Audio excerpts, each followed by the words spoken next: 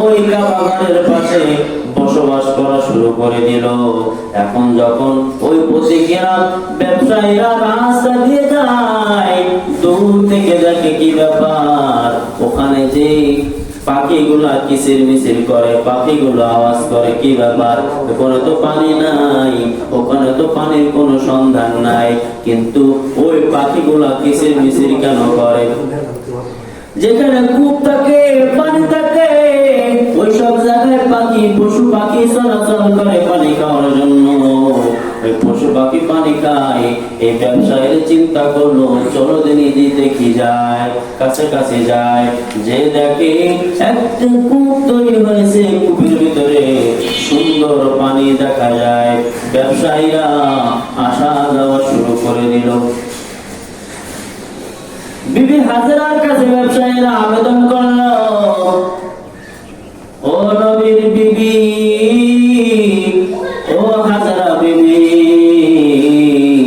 যদি অনুমতি দাও আমরা যাতায়াত করবো, এখান দিয়ে পানির ব্যবস্থা আছে, এই জমজমের কূপের পানি আমরাও খেতে পারবো। আস্তে আস্তে কিছুদিন যেতে না যেতে এই ব্যবসায়ী বলল, বিবি হাজেরা, যদি অনুমতি দেন আমরা এখানে বাড়ি করব, আপনারে আমরা ট্যাক্স দিব, আপনারে আমরা টাকা পয়সা দিব, যদি আমাদের অনুমতি দেন এই কাবাগারের পাশে আমরা বাড়ি করতে চাই, এখানে সুন্দর একটা পানির ব্যবস্থা আছে, কূপ তৈরি হয়েছে, জমজমের কূপ, যদি অনুমতি দেন আমরা এখানে বাড়ি করে থাকতে চাই।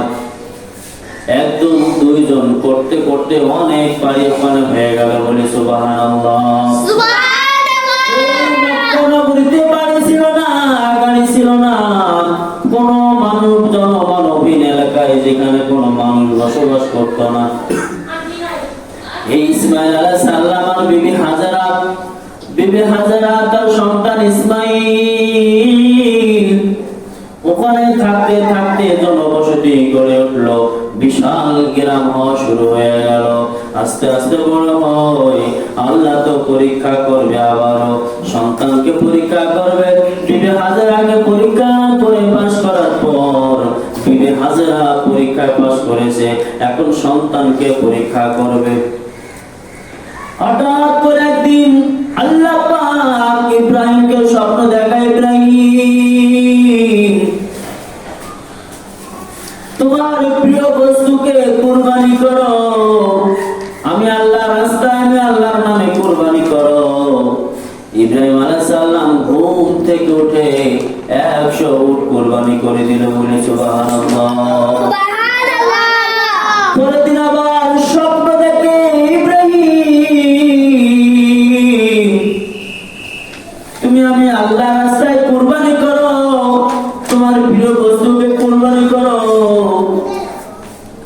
ইব্রাহিম আলাইহিস সালাম আবার ঘুম থেকে ওঠার পরে 100 দুম্বা কুরবানি করে দিল।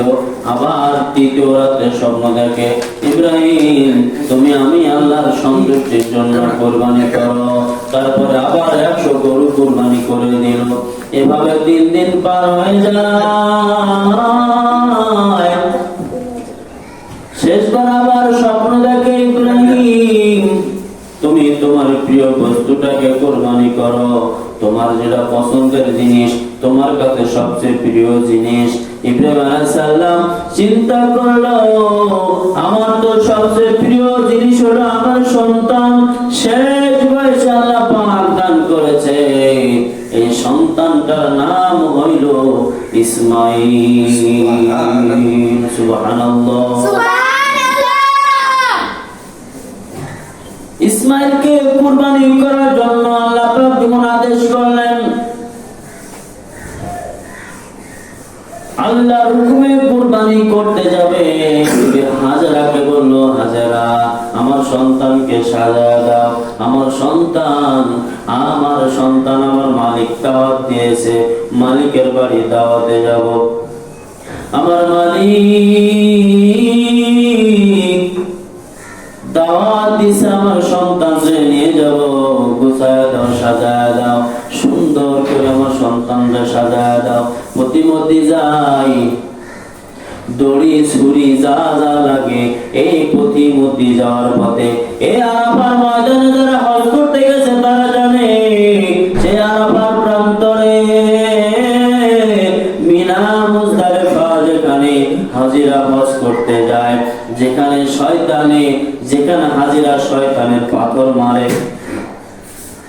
যে জায়গায় যে হাজিরা শয়তানের পাথর মারে, এই বরাবর যখন ইসমাইল আসে শয়তান ডাক দিয়ে বলে, হায়রে যদি ইসমাইল চলে যায়, ইব্রাহিম আলাইহিস সালাম যদি কুরবানি করে তাহলে আল্লাহ খুশি হয়ে যাবে, আরে আল্লাহ খুশি হয়ে গেলে আমি শয়তানের লস হয়ে যাবে, আমি শয়তানের অনেক ক্ষতি হবে।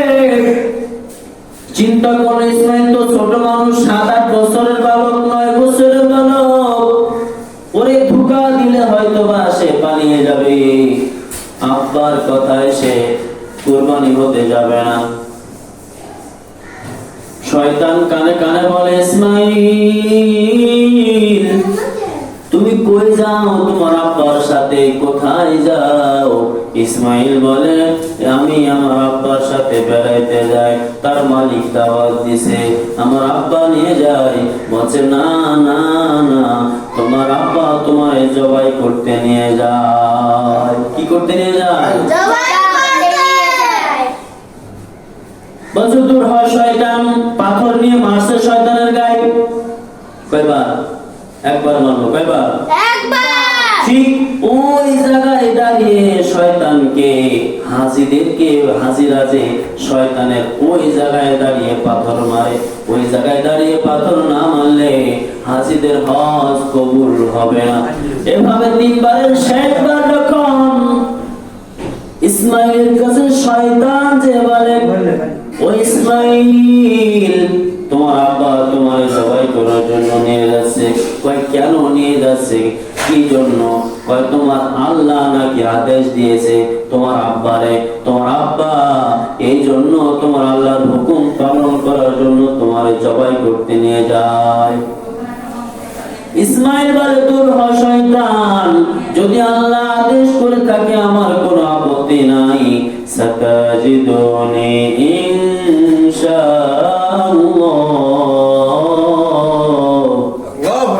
আল্লাহু আকবার। শয়তান বলল, আল্লাহ যদি আদেশ করে থাকে আমার কোনো আপত্তি নাই। এবার সন্তানের কানে কানে বলছে, বাজান আল্লাহ তো তোমার কুরবানি করতে আদেশ দিয়েছে, তোমার মতামত কি? এখন সন্তান বলছে, আল্লাহ যদি আদেশ করে থাকে, কোরআনের আয়াতে তখন বান্দা ওই ইসমাইল বলছে, সাতাজিদুনি ইনশাআল্লাহ, আমাকে ধৈর্যশীলদের মধ্যে পাবেন, টেনশন করেন না, আল্লাহ যদি আদেশ দেয় আমাকে জবাই করেন, সমস্যা নাই। ইসমাইল আলাইহিস সালাম বলে, বাজান আল্লাহ যেহেতু আদেশ করছে জবাই করবেন, আল্লাহর হুকুম আমার করা যাবে না। আমার চোখ বাঁধেন, আপনারা চোখ বাঁধেন, আমার হাতগুলো বাঁধেন। জবাই করার সময় যদি আমার হাত পা আপনার গায়ে লাগে আমার বেয়াদবি হয়ে যাবে। আপনার চোখ দুটো বাঁধেন, আমার হাত বাঁধেন, পা বাঁধেন, তারপরে পা বাঁধার পরে আল্লাহর হুকুম পালন করার জন্য আপনি আমার জবাই শুরু করবেন। সুবহানাল্লাহ, সুবহানাল্লাহ। কেমন সন্তান আর কেমন পিতা! কেমন সন্তান হইলে বলে, আল্লাহ আব্বা আল্লাহ যদি আদেশ করে থাকে তাহলে জবাই করে আমার কোনো আপত্তি নাই, no objection, no direction, no সবকিছু, কোনো সমস্যা নেই, জবাই শুরু করে না আব্বা, আমার কোনো অবজেকশন এখানে নাই, আল্লাহ যে আদেশ করছে। আর আমরা হলে কি বলতাম, পুরে বাপ রে বাপ আমারে বলে জবাই করবো, তোমার মতো বাপের দরকার নাই, তুমি যাও গা। কি ঠিক? যেমন কেমন পিতা, যেমন পিতা তেমন তার ছেলে।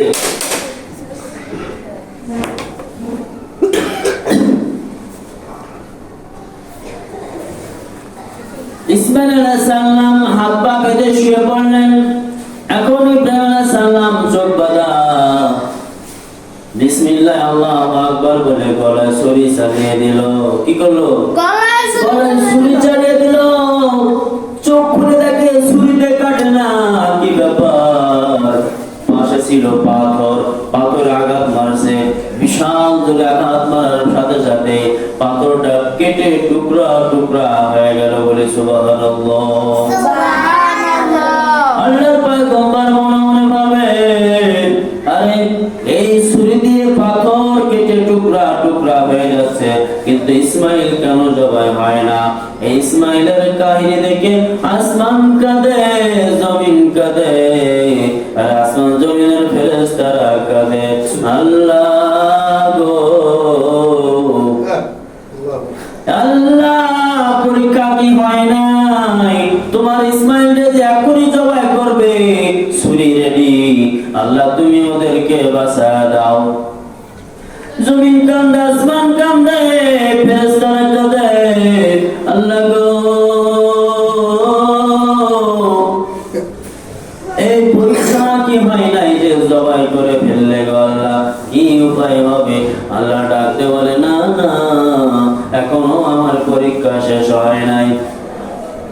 শেষবারের মতো যখন বিসমিল্লাহি আল্লাহু আকবার বলে শুরু করবে, চোখ বেঁধে জিব্রাইলকে ডাক দিয়ে বলে, জিব্রাইল, আর দেরি করো না,